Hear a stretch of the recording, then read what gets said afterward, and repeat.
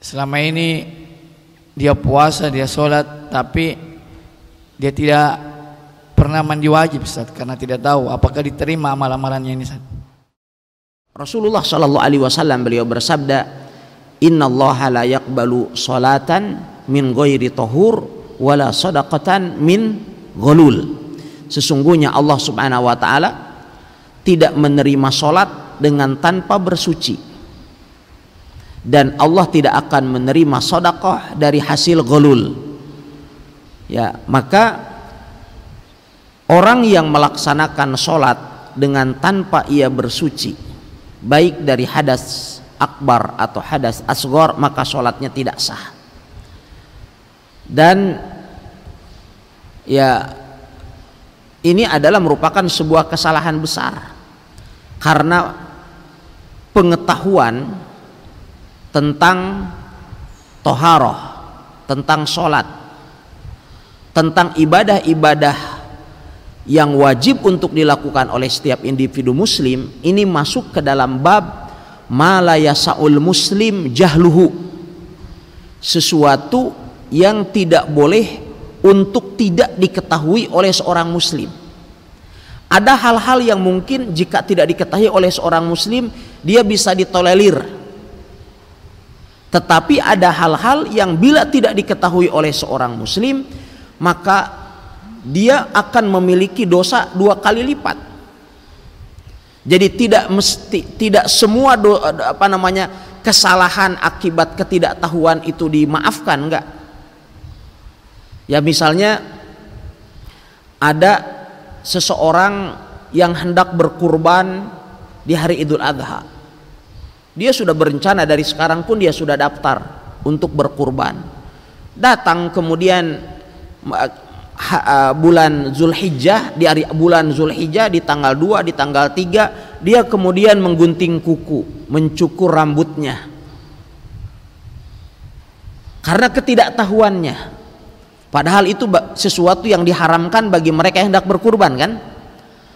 Tetapi karena dia juga berkurban untuk pertama kalinya, atau di kalangan orang awam kan hukum ini kan merupakan salah satu hukum yang boleh dikatakan banyak orang tidak mengetahuinya. Bisa jadi kita mengatakan bahwasannya ya maklum, insya Allah selagi antum tidak tahu tidak berdosa, gitu kan. Tetapi ada orang sholat dengan tanpa wudhu, ini kesalahannya atau ketidaktahuan dalam masalah itu tidak bisa ditolerir. Bahkan kesalahannya 2 kali. Kesalahannya bisa 2 kali lipat. Yang pertama, kesalahannya dosa dia tidak menuntut ilmu agama. Yang kedua, kesalahan yang dia lakukan. Karena kalau setiap kesalahan karena ketidaktahuan itu dimaafkan dalam agama kita, dunia ini akan dipenuhi oleh orang-orang bodoh. Orang bodoh semua akan menjadi penghuni surga. Kenapa? Alasannya saya tidak tahu. Tanya lagi, saya tidak tahu. Akhirnya surga itu dipenuhi oleh orang-orang bodoh. Oleh sebab itu mengapa kita diwajibkan untuk menuntut ilmu? Pernyataan kita ketika kita mengatakan menuntut ilmu hukumnya wajib, artinya kapan kita tidak menuntut ilmu berdosa. Dan ilmu yang hukumnya, menuntut ilmu yang hukumnya fardu ain itu kan adalah setiap ibadah yang wajib untuk dilakukan oleh individu muslim, maka hukum mempelajarinya wajib.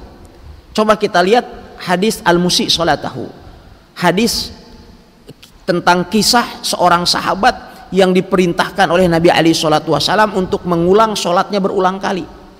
Datang kemudian dia sholat dengan cepat, kemudian begitu selesai sholat dia salam kepada Nabi sallallahu alaihi wasallam. Rasulullah menjawab salamnya, kemudian Rasulullah mengatakan, irji fasalli fa innaka lam tusalli, ulangi sholatmu karena kamu itu belum sholat. Dia sholat lagi kedua kalinya. Selesai salam, Rasulullah kemudian mengatakan lagi, irji fasalli fa innaka lam tusalli, ulangi sholatmu karena kamu itu belum sholat. Sampai beberapa kali diulang, Rasulullah selalu mengatakan irji fasalli fa innaka lam tusalli. Saat itu kemudian sahabat ini menjawab, ya Rasulullah, inni la uhsinu ghairu hadza. Wahai Rasulullah, saya tidak bisa sholat lebih baik daripada sholat saya ini. Artinya orang ini kan tidak tahu. Tetapi ketidaktahuan dalam masalah sholat, kesalahan dalam masalah sholat tidak bisa ditolerir karena ketidaktahuan. Oleh sebab itu Rasulullah tetap menghukuminya dengan fa innaka lam tusolli, karena itu belum sholat. Baru setelah itu Rasulullah mengajarinya. Ini menunjukkan bahwa kesalahan seperti itu adalah bagian dari kesalahan yang tidak bisa ditolerir.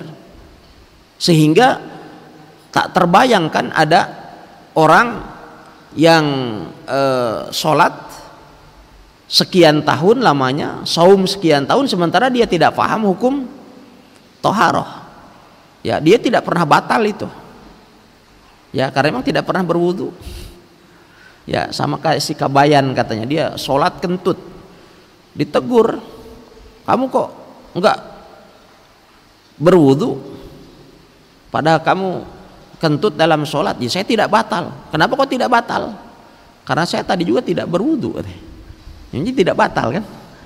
Jadi kesalahan dalam masalah itu adalah tidak bisa ditolerir. Ya, wallahu taala alam.